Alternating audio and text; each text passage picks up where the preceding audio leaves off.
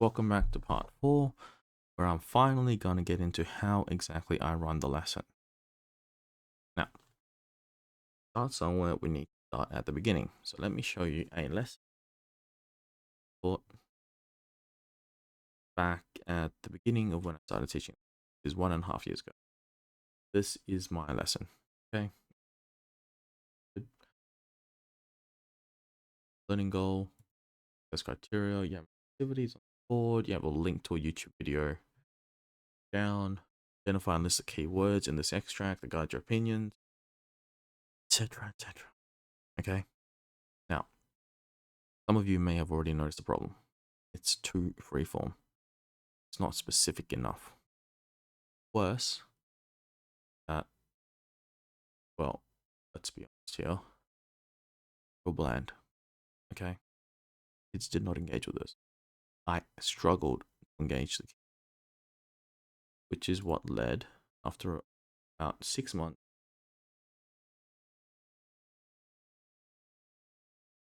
this is what I call the standard class I taught for about 3 times. This changed the way I taught. It's still the Doppelganger Classroom, but didn't have the recording. I just had a timer. I had the work. And I was walking around yelling at the kids, do the work. Because the work's on the board, the timer. Down they read. Archaeology is the study of human history. Question. Identify what would survive 100 years in the future, etc., etc. All of it's on the board. Okay? Everything. Go down here. Even the videos are downloaded and embedded, which means if something goes wrong with the internet, I have access to the videos I was going to use. So, I am removing everything that might have caused friction in my classroom because everything is on the PowerPoint. The sources are on the PowerPoint. The videos on the PowerPoint. Everything's on the PowerPoint. I do not hand out books in my lesson. I do not hand out paper unless it's an assessment. Everything's on the PowerPoint to lessen the friction that you will experience in the classroom. Because friction causes problems. Friction is when heat builds up, and when heat builds up, spot fires start. And spot fires can escalate to bushfires. So you reduce the friction in your classroom. But here's the problem. What about the kids who can't read very well? What about the kids who are struggling with their words, basically? What can you do with them? Because if I'm asking them to read and I've got questions and everything's on the board, how am I engaging those kids? Because a lot of those kids were behaving unproductively. Because they were not succeeding. Everyone else was, but not them. And they were acting out because of it. Which is what led me finally to this design in the last few weeks, last few months. This is the Doppelganger Classroom in full. I have the timer. The timer is set. The timer dictates to the kids how much time is left in an activity. It tells them what I'm expecting from them. If it's 5 minutes, I'm not expecting them to write a paragraph. If it's 15, maybe. I have that timer to demark times in my lesson, activities in my lesson. I don't need to think of truly magnificent and amazing engaging activities because that timer does it. That and external punishments, but we'll get into that later. That timer is a key factor in how I teach. It helps set expectations in my class. Second is having everything on PowerPoint. Third is the recording. I record it so I do not need to read it out to them. Can you imagine reading that out to your kids while reading the questions? It would take you forever. You would be shouting halfway through because the kids are getting disrupted. You would then be completely lost and you would not be able to teach it. You would be stressed, right? It's extremely difficult. Which is why I have asked me read it. Ask me. I don't need to worry about this. Okay? So let me show you what my classroom looked like.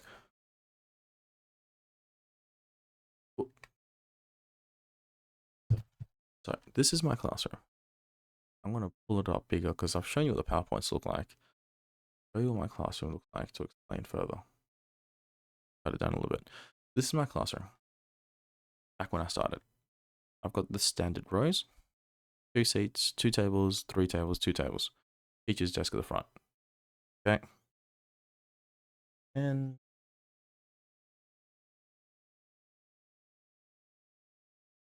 I would be back and forth. I would be going here. I would be putting stuff on the board. I'd be reading from the TV. I would struggle. Okay. I implemented Doppelganger Mark 1 with just the timer. And then I would be able to yell at the kids, focus on the television, focus on the PowerPoint, do the work. I would patrol. This is where the proximity comes into it. I would go around every classroom, every desk. I would just circle through. Okay? I would just circle my class. But again, as I said, I'm on the spectrum. Proximity is what works for me. Being near a kid or next to a kid focuses them. Because they know the authority figure is there and they're focusing on their work, which means they focus. And I was doing about 1,500 steps a classroom. Which sounds like a lot, but it isn't. Because a lot of my time was spent at the front, focusing, reading, writing their answers up, trying to deliver instruction, and just struggling really hard on some days. Which is why I shifted to the group system, which is the third part. What a successful doppelganger classroom looks like.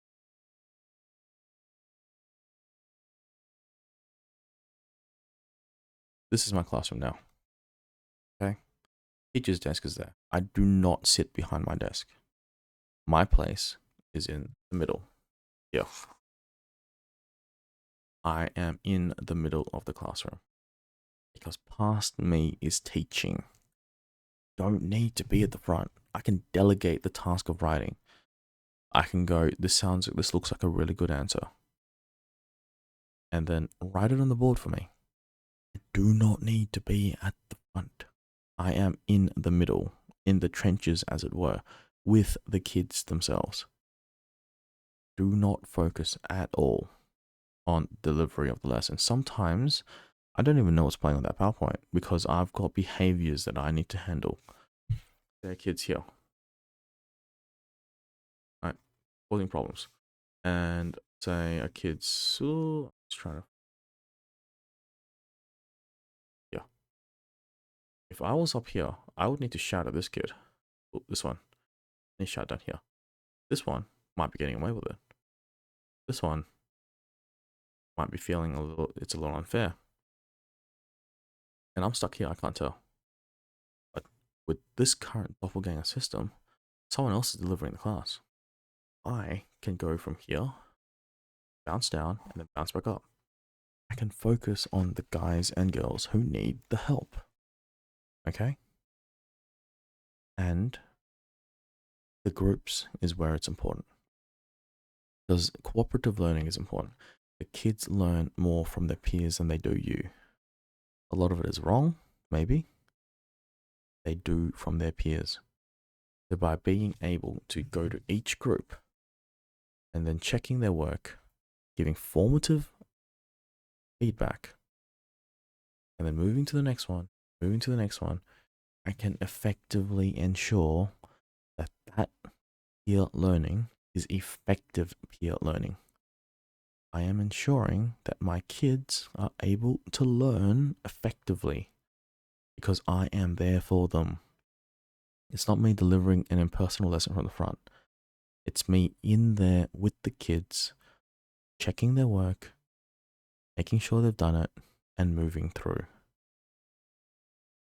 Sometimes I've heard from mentors and that you should try to have 30 seconds or a minute of discussion with each kid in your class a week. This builds rapport. The doppelganger system, you can do that a lesson. You can have 30 seconds of chatting with every kid in your class, a lesson. And that would only be, what, 15 minutes?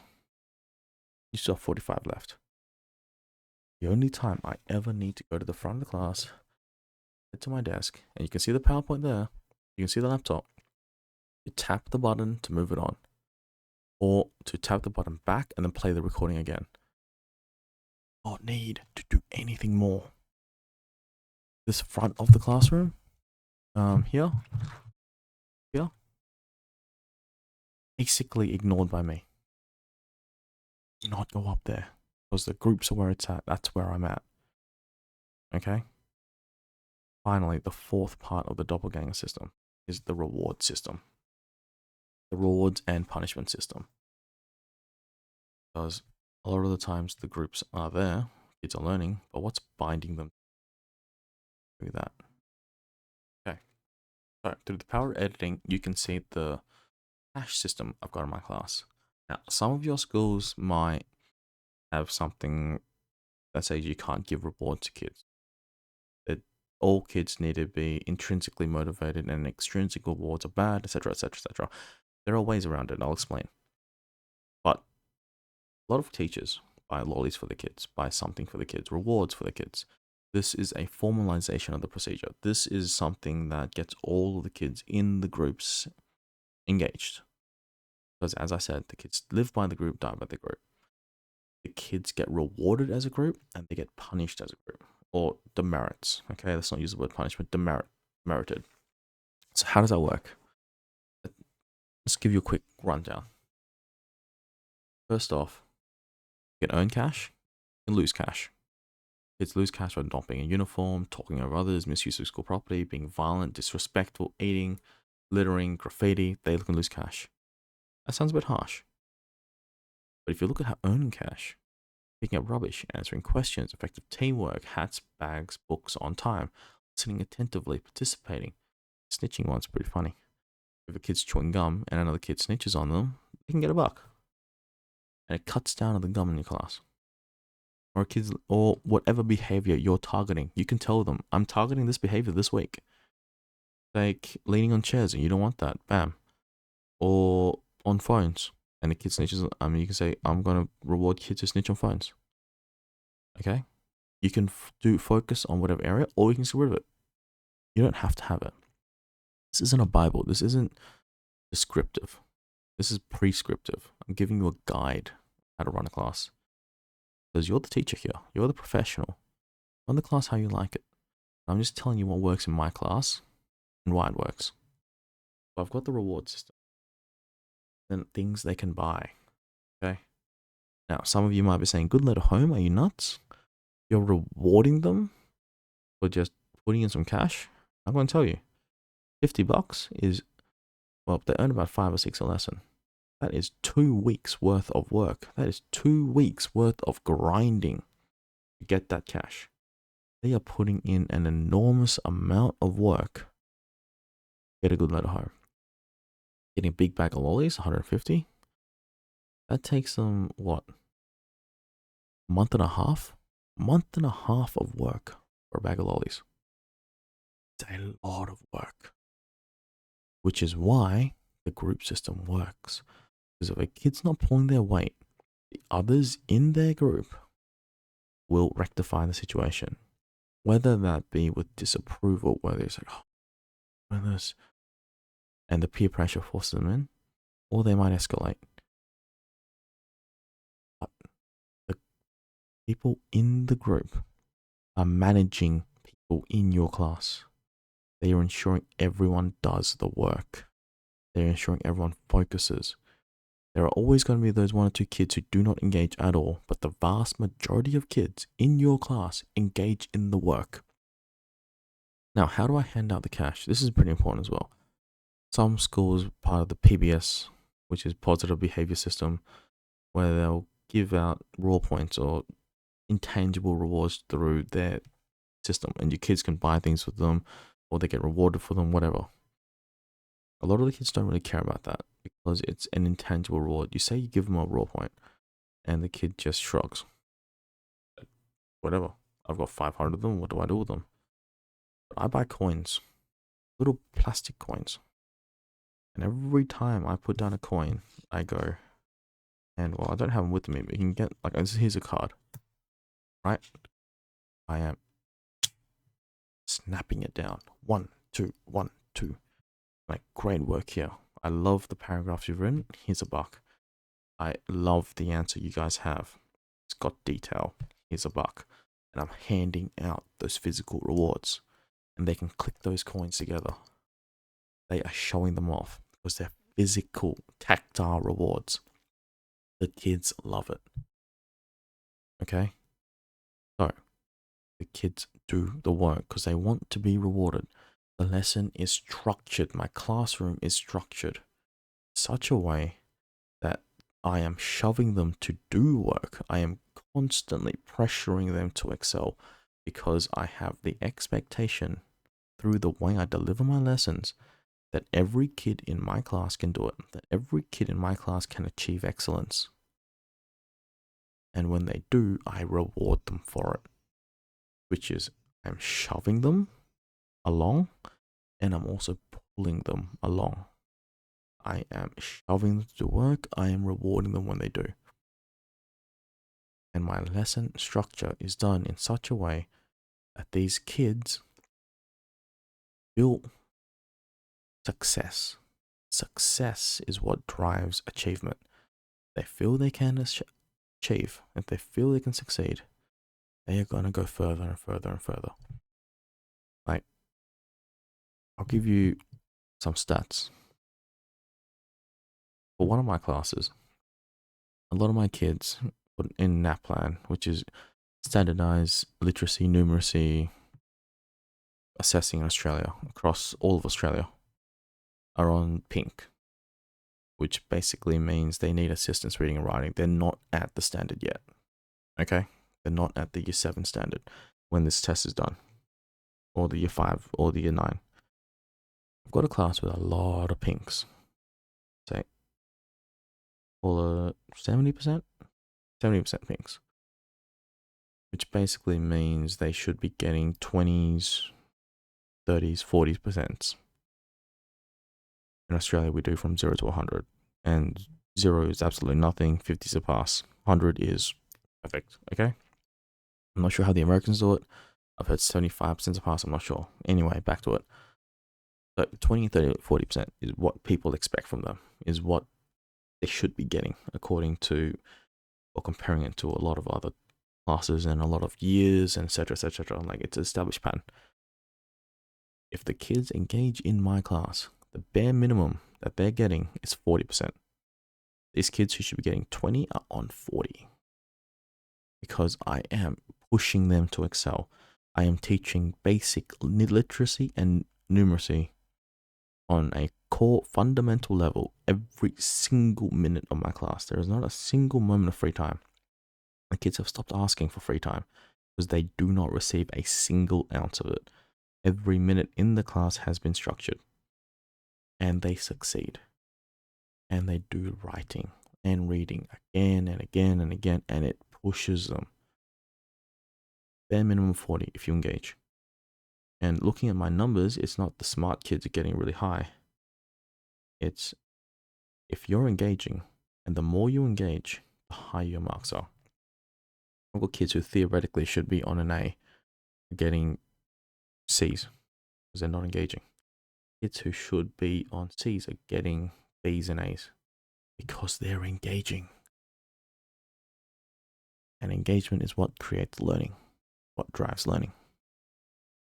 So, let's pull it all back. Okay, let's bring it back together. For those of you who are stuck with me, thanks. 1, I've got timers in the classroom. Timers demark every single moment of teaching. Timers create structure by their very nature. And they mean the kids are then focusing on 10 minute, 5 minute, 15, whatever minute chunks of learning in the classroom. Second, groups. Kids learn in groups, so I put them in groups. I arrange the groups and I make sure that they learn in their groups. They are pushing each other along to excel. The kids who are stumbling get pulled up by the ones who are succeeding. And the kids who stumble are now succeeding because everyone is succeeding in the group. I am ensuring and make sure I've got everything on the right page, that I've got a reward system in place. So I am putting them through an extraordinary amount of pressure, but I'm rewarding them. I'm making sure they get something from it, which means they don't feel like they're left behind. Because let's be honest here, a lot of us are like, kids need to learn intrinsically. Kids need to have an intrinsic drive for learning. But like, they're like, kids shouldn't be bribed. I'm being bribed. I get paid to go to work. They're going to get paid to go to work. I am paying them for their work. Like, this is a fundamental part of the economy we live in. The kids do work. I pay them with fake cash. They can cash that in later. I do work. I get paid. You do work. You get paid. Okay? I know this is a weird justification. I know this might seem irrelevant, blah, blah, blah, but come on. The kids know it. The kids know how this works. So they do the work, and they get the rewards, and they really, really get into it. Finally, the fourth part, the most important part, I do the recordings. The Doppelganger Classroom needs you to do the recordings, because this creates a second teacher in the classroom. This part is optional in some cases, but it really helps when you do. Because someone else is doing the heavier lifting. Someone else is doing the work. It means I can then focus. Present me can then focus on classroom management. I said before, 1,500 steps is not much in my old classroom. I do about 4,000 now in my present one, in my groups. I am always moving, checking every group, making sure nothing is going to escalate. There's always going to be the behaviors. I am there, tamping it down, moving on, coming back, tamping it down again. I am putting out the spot fires. And there is not enough friction to cause a large-scale bushfire. I am making sure my kids can learn. Okay? Because I am there for them. They ask a question, I am there. I'm not teaching and then forgetting they asked a question and then going back to asking what? And they're like, yeah, it's not relevant, ask someone else. I am there for them because they can raise their hand and I am not teaching. Because past me is teaching. Present me is managing. And if they've got a classroom, past me can manage, future me can manage that. I pop over there, another one hands up, another one hands up. I am always moving to the kids that need it. Always. I am always there when the kid is escalating. I am always there to say, hey, good work. Look what you've done today. Hey, you've got full sentences. You've got full paragraphs. I love it. I am always there for the kids. I might not understand what that means to them specifically, because autisms, but I think they appreciate it. They appreciate having the teacher right there with them. And sure, they're like, oh, it's a little cheesy, the teacher's reading to us on a PowerPoint. But it helps the kids. More importantly, it helps you. It helps you, the teacher, be infinitely less stressed than you were before you started breaking the workload. Before you started letting your doppelganger or echo do the work for you. And that's the Doppelganger Classroom. I hope you apply it, and I hope it works out for you.